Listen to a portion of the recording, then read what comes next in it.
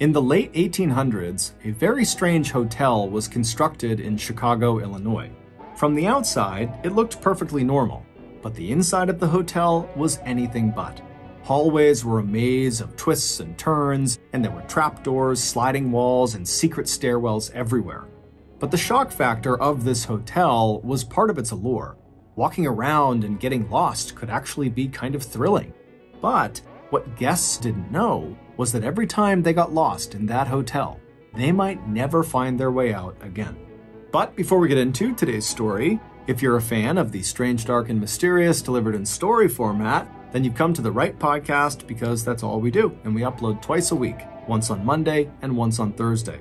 So if that's of interest to you, please offer to house sit for the 5-star review button, and when you're there, cut all the drawstrings on their sweatpants. Also, please subscribe to the MrBallen podcast wherever you listen to podcasts so you don't miss any of our weekly uploads. Okay, let's get into today's story.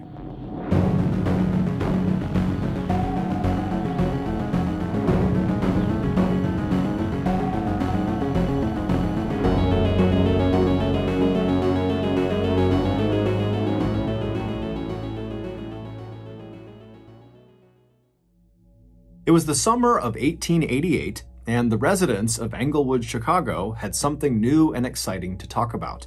The young, prosperous, and handsome owner of the neighborhood's local pharmacy, who had only arrived in Illinois 3 years earlier, had just bought the big empty lot on the corner of 63rd and Wallace Street. And since then, the owner, 28-year-old Dr. Henry Holmes, had let his many customers know that he was planning to build a grand hotel on that site, the likes of which this village on the south side of the largest Midwestern city in America had never seen before. But some Englewood residents had their doubts.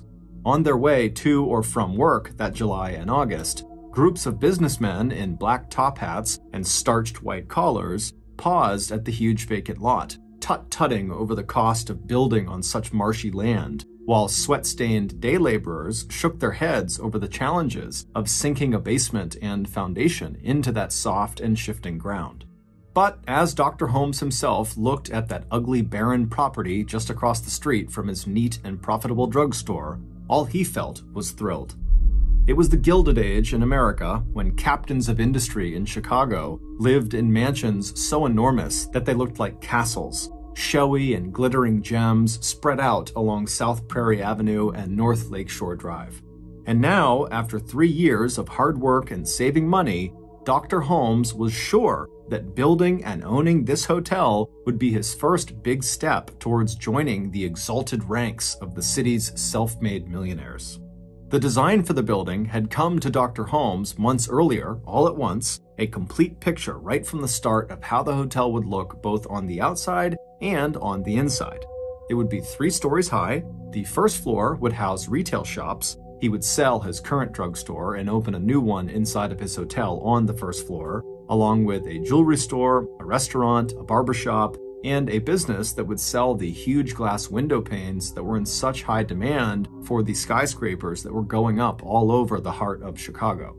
The second and third floors of what Dr. Holmes thought of as his castle would each contain 35 rooms, with the third floor offering suites of rooms for long-term residents. His own office would be located on the second floor, in a corner overlooking the street. His quarters would also include rooms in the basement that he would use for his medical research. From the outside, the hotel would look impressive but ordinary. It was the interior of the hotel that Holmes intended to design in ways that he hoped would startle and delight the people who came to stay. It didn't take long for Dr. Holmes to commit this vision to paper, and by summer of the following year, 1889, he had the hotel blueprints and design finished, and enough money to start hiring construction workers.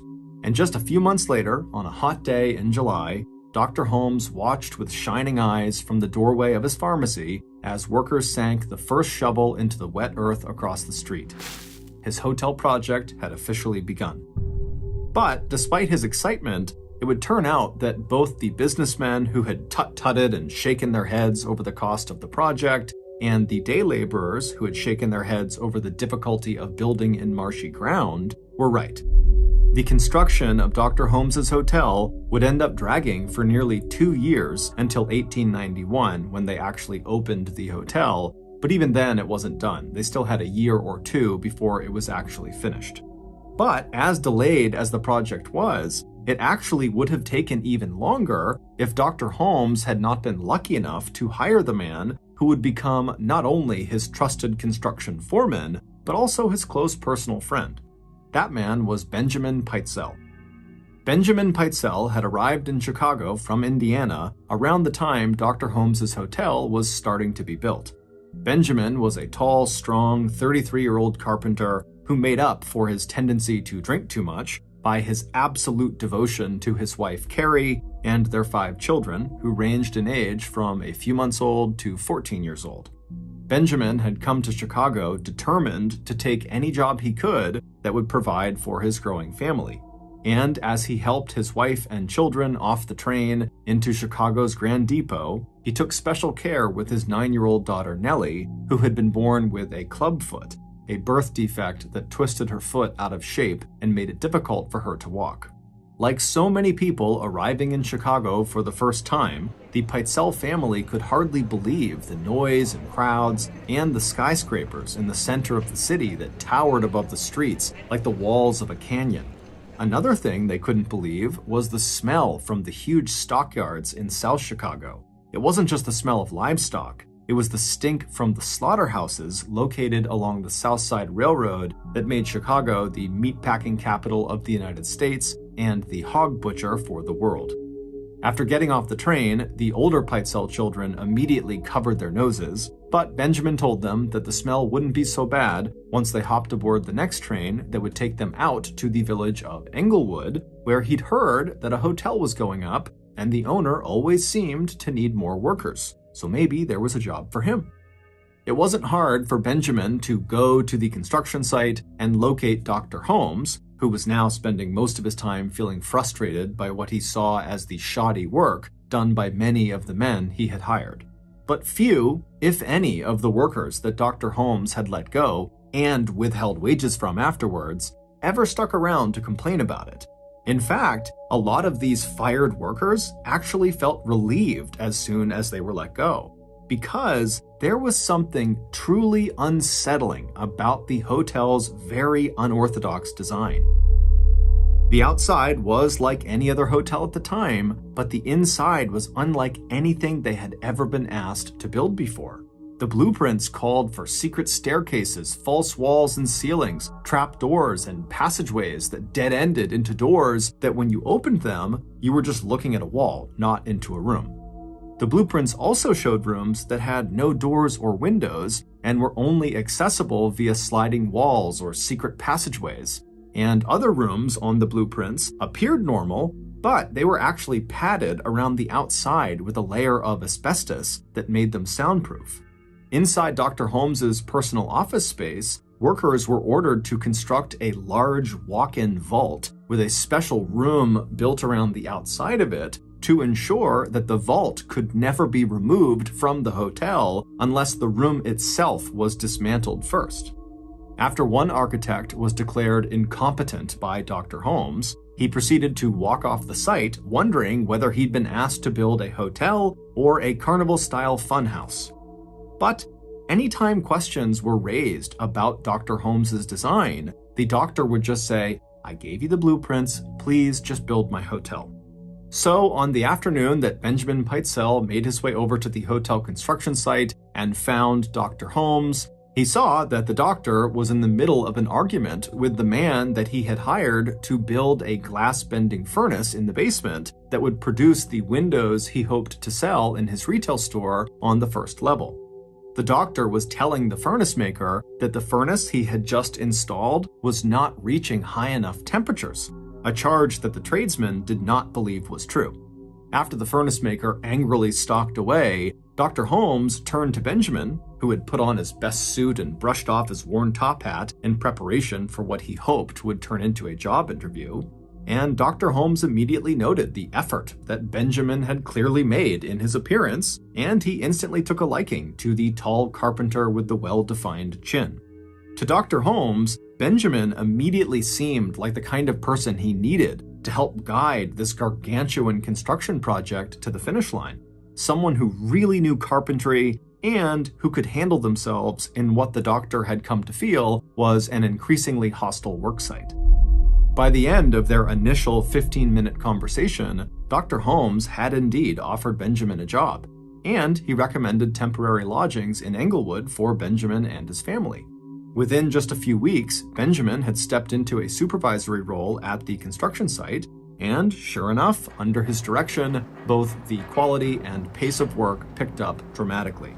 And while this was certainly very exciting for Dr. Holmes, it was nothing compared to the excitement he felt in early 1890 when he realized his investment into this hotel was about to pay off big time.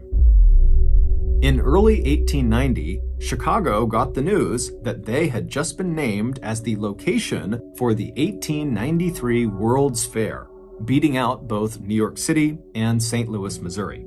Chicago politicians and the team of architects who would design the buildings and exhibits for the extravaganza were already estimating that the massive event would attract at least 25 million visitors to the so-called Windy City, a nickname that Chicago had just earned, not for the cold breeze that blew off of nearby Lake Michigan, but because of all the windy talk by Chicago politicians who had assured the World Fair Selection Committee that their upstart city in the Midwest could throw a party like no one on earth had ever seen before.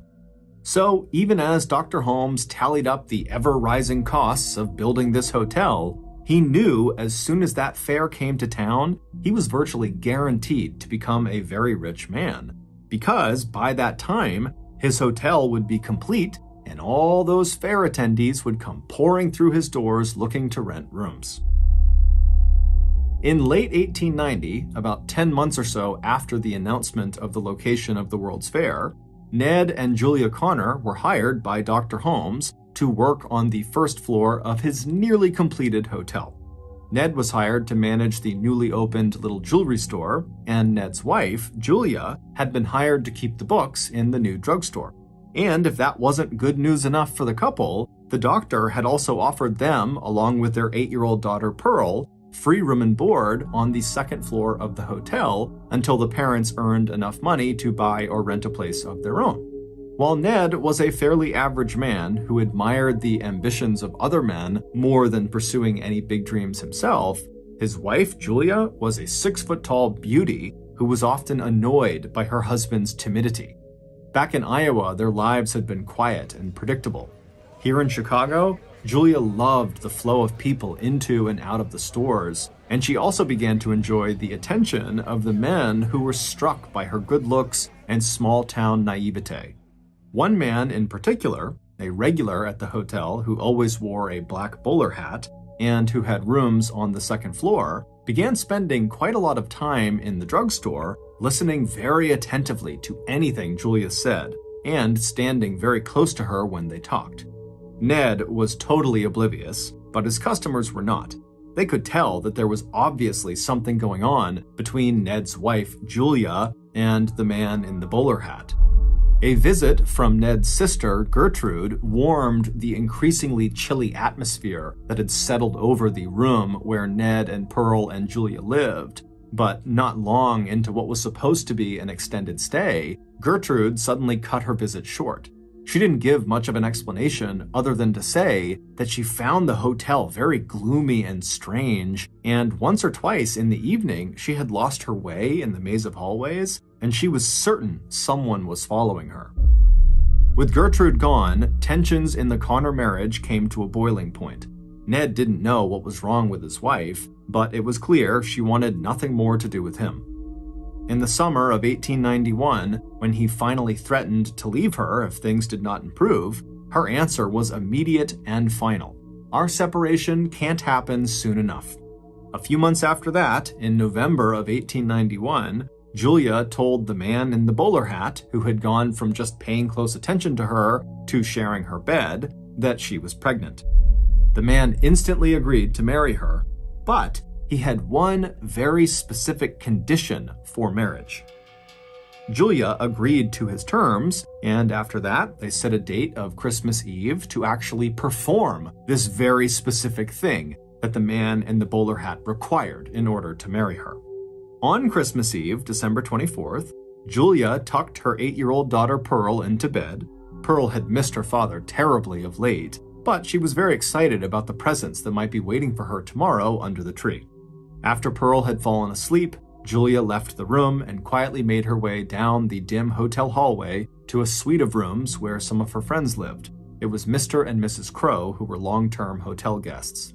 The couple would be leaving the next morning to spend Christmas with their relatives, but Mrs. Crow had invited Julia to decorate a tree in the Crow's apartment for Pearl to enjoy the next day. While they hung ornaments, Julia chatted excitedly about Christmas and about her plans to go to Davenport, Iowa soon with Pearl for the wedding of Julia's older sister. The next morning, Mrs. Crow and her husband got up early and waited by the door patiently for Julia and Pearl to arrive at their apartment. Their plan was to let them in and chat with them for a few minutes and wish them a Merry Christmas before they left for their own Christmas celebration. But Julia and Pearl never arrived. And when Mrs. Crow went down the hallway to knock on Julia's door, there was no answer. Around the same time, while Dr. Holmes was on Christmas vacation himself, he started to receive a number of letters from parents and relatives of women who had vanished. In all of these letters, these heartbroken parents, sisters, and brothers would say that their missing loved one had mentioned being in Englewood, Chicago before they went missing, and so could Dr. Holmes check to see if maybe they were at his hotel or if they had been there recently.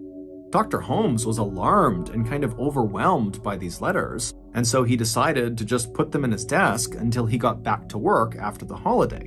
And when the holiday was over and he did go back to work at the hotel, before he could even begin to dive into these letters, Mrs. Crow approached him and asked him if he knew where his employee, Julia Connor, and her daughter Pearl were, as they still had not been seen or heard from since Christmas Eve. When Dr. Holmes asked his janitor to check on Julia's room, the room looked as though Julia and Pearl had simply gotten up and walked out the door, intending to return at any moment, but obviously they hadn't. As strange as this was, Dr. Holmes knew Julia's marriage had collapsed and that she was trying to plan a trip back to Iowa with her daughter to see family, and so he told Mrs. Crow that Julia and Pearl must have just decided to go to Iowa early. Mrs. Crow was not entirely sold because the whole thing seemed very strange, but she accepted the answer and walked away. After that, Dr. Holmes would spend some time looking into those letters about the other missing women, and he would send some follow-up responses to the family members and friends who had written him, mostly just saying that yes, some of these women had been at his hotel, but he really didn't know what happened to them after they left. Eventually, after looking at so many letters, Dr. Holmes decided that, these missing people were really not his responsibility, and so he kind of just stopped writing back. A few months later, in the spring of 1892, a few weeks before the scheduled start of construction of the Chicago World's Fair, Dr. Holmes hired another bookkeeper to replace Julia, who was still gone. The replacement bookkeeper was a 24-year-old friendly young woman named Emmeline Segrand. She was from Indiana, and she had the lightest color blonde hair Dr. Holmes had ever seen. She was excited at the prospect of working right next to the World's Fair, and she'd brought her life savings with her, $800, which today would be worth more than $26,000. Emmeline rented rooms in a boarding house near the hotel, and it wasn't long after starting her job at the hotel before Emmeline, too, had bumped into the handsome fellow who had earlier won the heart of Julia Connor, the man in the bowler hat. Soon, Emmeline and this man were spending as much time together as they could. Emmeline's handsome suitor taught her how to ride one of the newly designed bicycles that were all the rage, and when Emmeline wasn't working at the hotel, she and the man in the bowler hat, who had quickly become her lover, took long rides along the pathways just outside of Jackson Park, where the fair was slowly being set up. Like hundreds of other residents of neighborhoods near Jackson Park, Emmeline and the man in the bowler hat watched arm in arm as the so-called White City of the Chicago's World Fair began to take shape in front of them. The White City was this huge stretch of land at the center of Jackson Park, where big white stucco buildings were being built to house the fair's thousands of shows and exhibits. That summer, Emmeline's lover had asked her to marry him, and Emmeline hardly waited for him to finish his proposal before she said yes. But by the fall of that year, something had changed inside of Emmeline. She began talking to one of her good friends, her name was Mrs. Lawrence, about her desire to take a trip back to her family in Indiana, and hinting that it likely would be a long visit, that she really needed a break from Englewood. Then, sometime during the first week of December of that year, Emmeline visited Mrs. Lawrence, who lived on the second floor of Dr. Holmes's hotel. But not long after arriving, Emmeline told Mrs. Lawrence that she just hated being in that hotel. It was gloomy and dark and oppressive, and she just hated it. During this visit, Emmeline would also tell Mrs. Lawrence that she was worried about her life savings. She had handed it over to her fiancé, the man in the bowler hat, for safekeeping, as he had suggested. But every time she asked him to return it, he would just kind of blow her off. And as much as it pained her to say this out loud, she could tell his interest in her was also just waning. Before she left, Emmeline would give Mrs. Lawrence a Christmas gift that she had bought for her. Mrs. Lawrence would smile and thank her, and she would tell Emmeline to be sure to come back closer to Christmas because she had a gift for her as well. But shortly after that visit, Emmeline, just like Julia Connor and her daughter Pearl, seemed to have vanished. When Mrs. Lawrence noticed Emmeline's absence, she went to Dr. Holmes's office to see if he knew where she went. And Dr. Holmes, with a slight look of frustration on his face, said that Emmeline had come to him and said she was leaving to get married and go on a honeymoon to Europe, and so he didn't know if she was coming back or not. Which meant, once again, Dr. Holmes was without a bookkeeper and would need to hire yet another one. 3 months later, in March of 1893, Dr. Holmes received yet another inquiry about a missing woman. But this time, it was about a woman he recognized. The sender was Emmeline Segran's father, asking if Dr. Holmes had information that might help the Segrans find their daughter. Dr. Holmes was surprised and wrote back the same thing he had told Mrs. Lawrence, that Emmeline had left the hotel in December because of her marriage plans. Dr. Holmes suggested that the Segrand family contact her other employers and see if maybe they know something, and if they did learn anything about Emmeline's whereabouts, to please contact him and let him know. Emmeline's disappearance put Julia's and Pearl's disappearance in a whole new light for Dr. Holmes. It also made Dr. Holmes look differently at all those letters he had gotten from the family and friends of other missing women in the area. But Dr. Holmes was a busy man, and so not long after writing back to Emmeline's father, he was back focusing on expanding his business empire. An empire that included not only his hotel business, but also his mail order company that sold various ointments and elixirs he developed, including one he claimed cured alcoholism. A few months after Emmeline's father had sent that letter to Dr. Holmes, the World's Fair finally opened its doors. Thousands of people an hour strolled through the gleaming white exhibit halls inside of White City, where visitors from all over the world experienced for the first time things like elevators, moving pictures, voice recordings, Wrigley's chewing gum, Cracker Jack popcorn, and the zipper, which would revolutionize women's fashion. It was the first time people would taste brownies and the sausages that would later become the Chicago-style hot dog. 38,000 people a day rode on the world's first Ferris wheel, which was more than 25 stories tall and equipped with compartments that looked like rail cars and that held up to 60 people each. There was one man in particular who seemed to attend the fair every night, and that was the man in the bowler hat. He was handsome and refined looking, and he smiled at all the ladies, buying them cold dishes of ice cream while they watched the incredibly popular Wild West show put on by the famous frontiersman Wild Bill Cody. This same man who had seduced Julia Connor and Emmeline Segran before they went missing now graciously opened a path in the crowds for the older wealthy women whose families back home didn't expect to see them for days, and who would never know until it was too late that this wealthy mother or grandmother or relative was never going to come home at all. Smiling and attentive, the man in the bowler hat drifted in and out of the pavilions that housed exotic encampments of people from other countries and walked along the lagoons dotted with sailboats powered by brand new electric motors. Some nights, the man in the bowler hat left the fairgrounds alone. But other nights, as he headed toward Dr. Holmes's World Fair Hotel, he would be holding the arm of a woman, leaning over her protectively as the two of them made their way toward the gloomy castle on 63rd and Wallace. By the time the fair ended on October 30th, 1893, Chicago had in fact shown the world that the Windy City could throw the party to end all parties. The fair wound up breaking all sorts of attendance records, with a staggering 27 million people passing through their gates into the White City, which now stood empty and abandoned inside of Jackson Park. But as successful as the fair had been, it also had a dark side.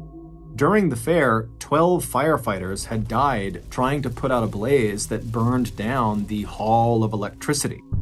The mayor of Chicago, who was scheduled to be a part of the fair's closing ceremonies, was assassinated in his home just 2 days prior by a disgruntled and mentally ill voter. And police and private detective agencies were getting flooded with more and more reports of missing men and women, people who had left homes far away to see the wonders of the world at this fair, and then were never seen again. But with a homicide rate of 4 murders a day in Chicago at the time, police were so overwhelmed by violent crimes that only a very small handful of these missing persons reports got any attention. As for Dr. Holmes, the fair had indeed made him a rich man, but it was bittersweet. Julia and her daughter Pearl were still missing, as was Emmeline, and many of the other missing people in the city had stayed at his hotel before they vanished. This, of course, caused Dr. Holmes a considerable amount of distress, but fortunately, during the fair, Dr. Holmes had met someone, and now, when he was with her, whatever stress he had just seemed to melt away. Her name was Georgiana Yoke. She was 23, small, blonde, and had large blue eyes and a sharp mind. Together, they had wandered the fairgrounds, riding the Ferris wheel and quickly falling in love. By the time the fair ended, they had gotten married.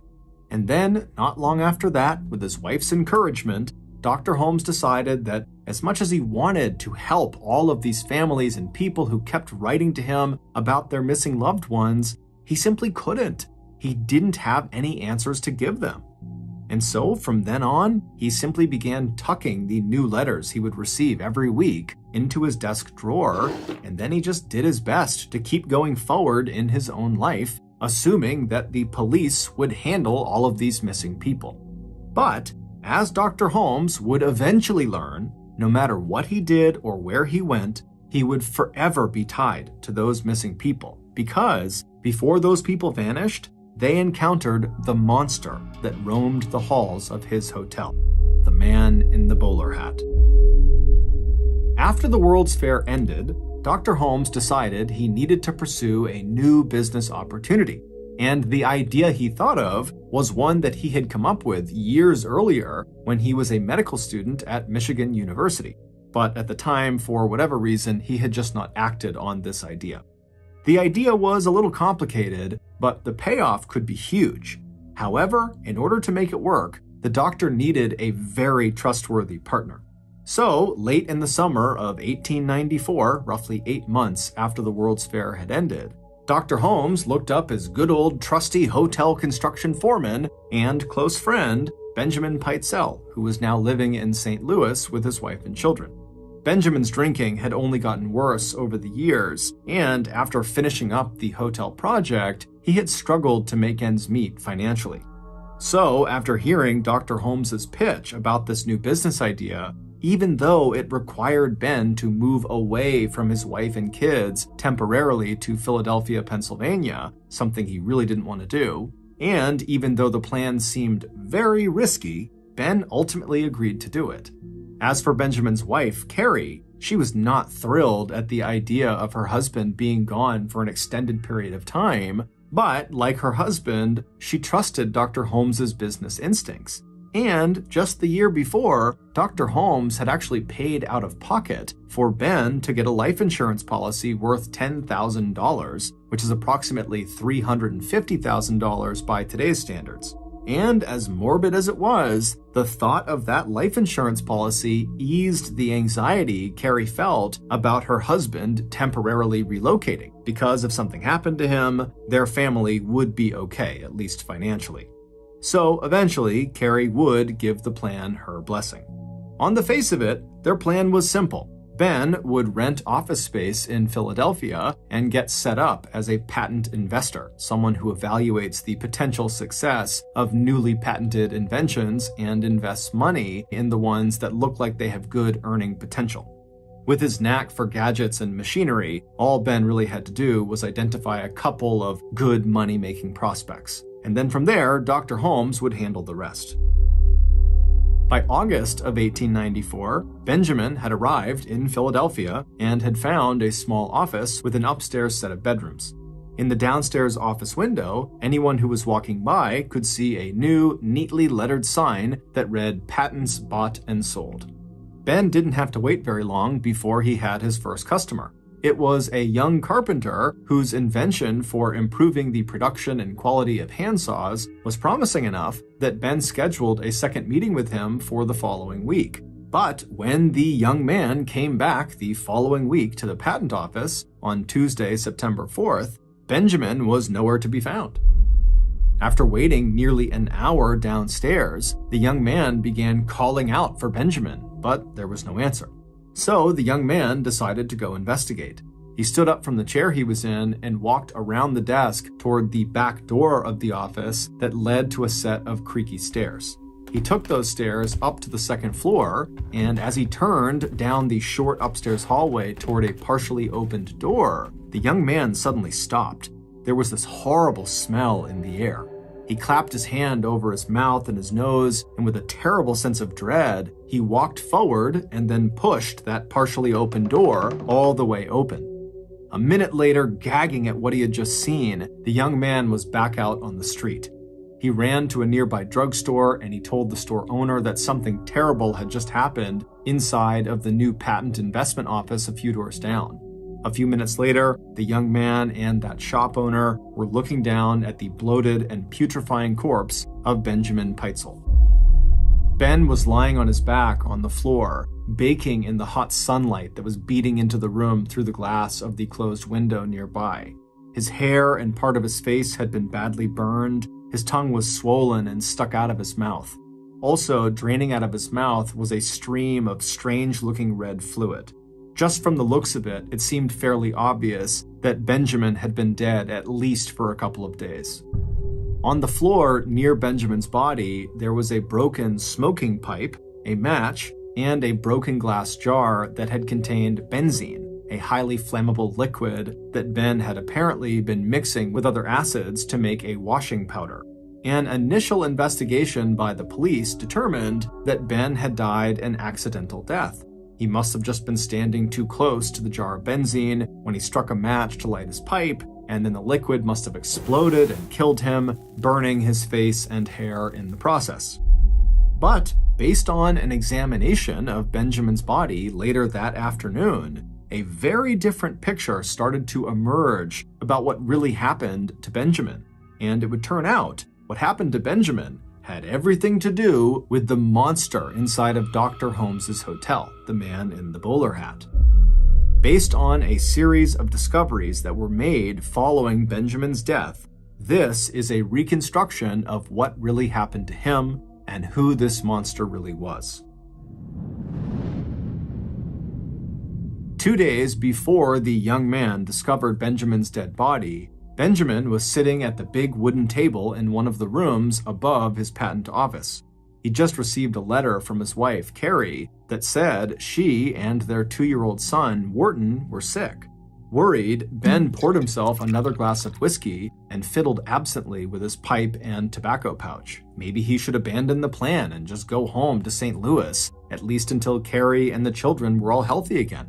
But just when the whiskey had really started to warm his insides, Ben suddenly heard footsteps on the creaky stairway that led up to the room where he was now sitting. He felt a flash of concern. He wasn't expecting any visitors that day, and whoever had come inside had not rung the bell at the front desk. Getting up from the table, Ben walked unsteadily to the door and peered down the hallway. But who he saw standing there immediately put him at ease. It was the man in the bowler hat. A man Benjamin knew well and had seen many times at Dr. Holmes's hotel in Chicago. But what on earth was the man doing here now? The man in the bowler hat casually slipped right past Ben and settled himself at the wooden table. Without a word, he pulled a brand new pint of whiskey out of a coat pocket and put that down on the table as well.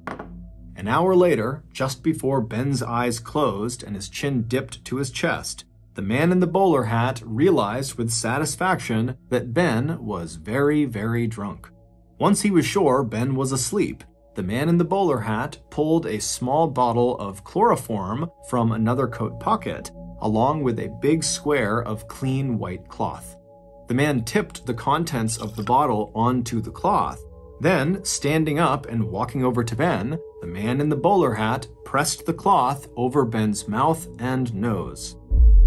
In low doses, chloroform can dull the sensation of pain. In high doses, when inhaled or swallowed, it can be deadly. The man in the bowler hat repeated the sequence several times, gradually upping the amount of chloroform he was administering to his victim. The man did not rush. He enjoyed feeling the slight jerk every time he pressed the cloth against Ben's face. Once the man was sure that Ben was dead, or at least close to it, he pulled Ben's body onto the floor on his back and then poured another 2 ounces of the chloroform straight down Ben's throat, pressing down on Ben's chest at regular intervals to ensure that the drug made its way into Ben's stomach. Once he was satisfied that Ben was dead, the man in the bowler hat carefully arranged the scene so it would look like an accident. And just before he left, he set fire to Ben's hair and coaxed the flame down along the skin of Ben's face. But it would turn out the killer made a huge miscalculation, because the doctors at the morgue who would examine Benjamin's body just hours after it was discovered 2 days later on September 4th, they would find evidence that Ben's death was not an accident. That red fluid they saw draining out of the side of Ben's mouth was apparently a telltale sign that large amounts of chloroform had been forced into his stomach. It would turn out Benjamin was not the man in the bowler hat's first murder victim. Many of the missing people back in Chicago, including Julia Connor, her daughter Pearl, and Emmeline Segrand, whose heartbroken families and friends had written letters to Dr. Holmes asking for his help, had been lured into Dr. Holmes's hotel by this man in the bowler hat where he would kill them. And to everyone's shock, the man in the bowler hat was none other than Dr. Holmes himself. But as shocking as that was, it was nothing compared to the horrific details of the crimes Dr. Holmes committed. The tip that broke the case wide open and revealed Dr. Holmes's killing spree came from a fellow criminal who had met Dr. Holmes in St. Louis, Missouri. In exchange for the name of a shady attorney who could help Holmes set up the patent office in Philadelphia, Holmes had revealed every detail of the intricate insurance scam he was going to pull off with Benjamin, and he promised this criminal a cut of the profits. According to the plan, Benjamin would arrive in Philadelphia, and once he was all set up as a patent investor, he and Holmes would fake Ben's death and then collect on Ben's life insurance policy, the one that Dr. Holmes had bought for him. And the way they had planned to fake his death was relatively simple. The doctor would substitute a badly decomposed and seemingly unidentifiable dead body from the morgue right in the back of the patent office, and then when the body was discovered, the doctor and Ben's wife Carrie would both claim that the body was that of Benjamin Pitezel. And then the Pitezels and Dr. Holmes would split the huge payout from the life insurance policy 50-50. Except that Dr. Holmes never had any intention of splitting that payout with anyone. Instead, immediately after Dr. Holmes had actually killed his close friend Ben, Dr. Holmes had returned to St. Louis and told Ben's wife Carrie that her husband was alive and well, the plan was going exactly as it should, but Ben would need to stay out of town for a while since people couldn't know he was actually alive. However, Dr. Holmes told Carrie that he knew where Benjamin was and that Benjamin really wanted to see his kids. And so Carrie agreed to let her 13-year-old Alice, 11-year-old Nellie, and 8-year-old Howard go with Dr. Holmes to go see their father for a little while. And Carrie said she would join them all as soon as she and her other kids were well again. In reality, what Dr. Holmes had done was kidnap the 3 Pitezel children. He took them away from their mother so he could hold them hostage while he forced her to give him more and more of her share of the insurance money. On November 17th, 10 weeks after Benjamin's death, detectives from the famous Pinkerton Private Security and Detective Agency, who had been hired by Philadelphia Fidelity Insurance Company, finally tracked Dr. Holmes down in Boston, Massachusetts. They immediately arrested him, and even though they totally suspected he had killed Benjamin, they didn't have proof, so they could only charge him with fraud, and then they sent him to Philadelphia to stand trial. But it wasn't the fraud charges that would grip the world's attention. It was the fact that 3 of the Pitezel children were still missing, and the last time anyone had seen them, they were with the man suspected of killing their father. And when Dr. Holmes and Ben's wife Carrie both appeared in court in Philadelphia to face these fraud charges, the stricken mother could not have cared less about the money. She had only one question for the police and for Dr. Holmes and for all of America. Where are my children? It was a question that would become banner headlines across the country. It would also become an absolute obsession for one Philadelphia detective named Frank Geyser, who was determined to find the answer. Throughout the summer of 1895, everyone in the country held their breath as they followed the path of Detective Geyser as he crisscrossed the United States and Canada looking for the missing Pitezel children. Using letters that little Alice and Nellie had written to their mother over the weeks they were dragged from place to place by their captor, Dr. Holmes, Detective Geyser would eventually make 3 heartbreaking discoveries. Dr. Holmes, of course, never actually sent these letters the girls had written, in which they had named and described different places they were staying, and they had begged their mother to come get them or at least write back to them. Instead, Dr. Holmes kept their letters in a metal box that police would find among his possessions. On July 15th, buried in the backyard of a charming little house that Dr. Holmes had rented back in October of the previous year, Detective Frank Geyser found the bodies of the 2 Pitezel sisters. Alice and Nellie had been forced by Dr. Holmes to climb inside of a trunk together where they were gassed to death. The doctor then dragged their small bodies outside and tossed them into a shallow grave. Before covering their bodies with earth, Dr. Holmes had cut off Nellie's legs so her body could not be identified by the girl's club foot. It wasn't until weeks later, on August 27th, that Detective Geyser finally succeeded in finding the 3rd missing Pitezel child, 8-year-old Howard. Dr. Holmes had poisoned the little boy, cut his body into pieces, and then burned the pieces inside of a coal stove in another house the doctor had rented in Indiana. Along with a clotted mass of the boy's hair and bones that had gotten caught inside of the stovepipe, Detective Geyser found the little boy's most treasured possession collecting dust in the corner of the living room. It was a brightly colored spinning top with a handle in the shape of a tiny man that Benjamin had bought for his son at the 1893 Chicago World's Fair. As news spread about the discovery of the 3 Pitezel children's bodies, Dr. Holmes was finally charged with 4 counts of murder. On July 19th, shortly after the discovery of Alice and Nellie, Chicago police lined up outside of Dr. Holmes's hotel and began a floor-by-floor, room-by-room search of the building. And what they discovered would finally explain why the layout of Dr. Holmes's hotel was so strange. It was because he had literally built the hotel to kill people. The moving doors and dead-end passages were perfect for stalking his disoriented guests, mostly young vulnerable women and older wealthy women whom he could rob before killing. After he killed them, he would slip their bodies into an opening in the wall on the second floor that led to a greased chute, and then the bodies would tumble down the chute into the basement where he could dispose of the corpses at his leisure. The furnace in the basement was not a glass-bending furnace. It was a furnace for cremating bodies. The hotel's soundproof rooms with the peepholes and the secret gas piping that led directly into them meant that he could gas his victims and watch them slowly die in agony while no one could hear their screams and cries for help. And in one room, investigators discovered a blood-soaked wooden dissection table along with women's bloody clothes and undergarments and a bag of the doctor's lethal surgical tools. It was here, on that dissection table, that Dr. Holmes had taken Julia Connor late on Christmas Eve in 1891.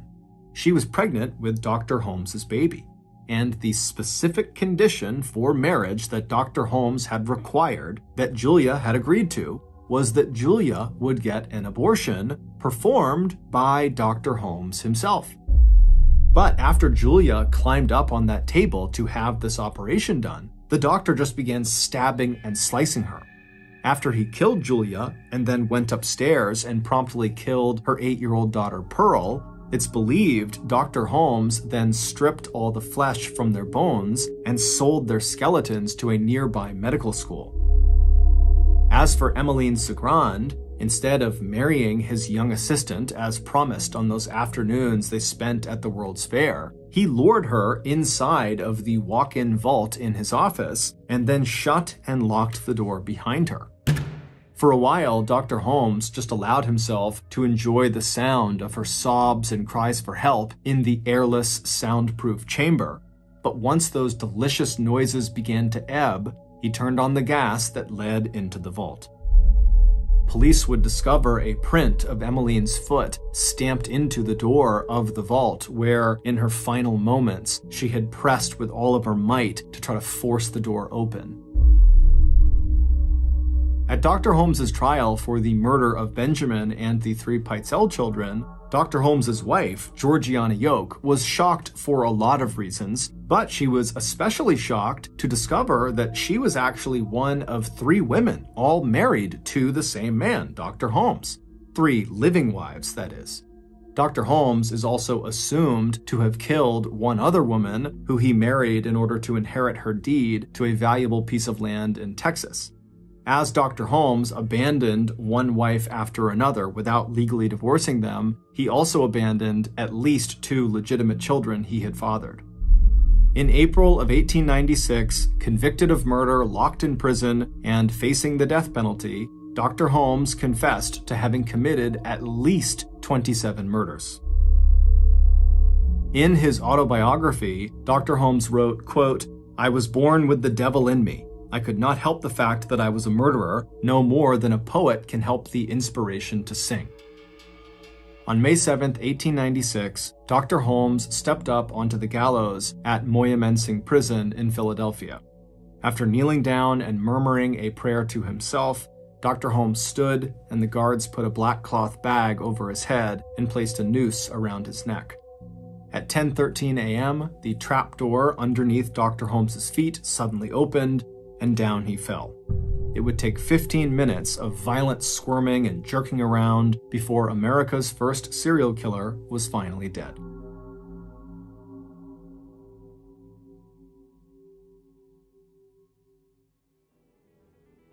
Thank you for listening to the MrBallen podcast. If you got something out of this episode and you haven't done this already, please offer to house sit for the 5-star review button, and when you're there, cut all the drawstrings on their sweatpants.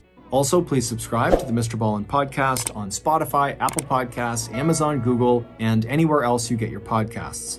This podcast airs every Monday and Thursday morning, but in the meantime, you can always watch one of the hundreds of stories we have posted on our YouTube channel, which is just called MrBallen.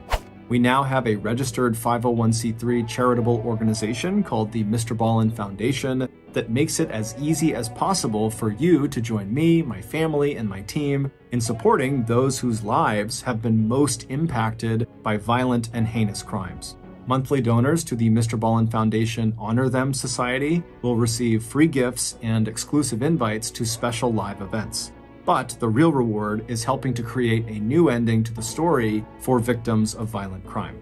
Go to MrBallen.Foundation and click Get Involved to join the Honor Them Society today.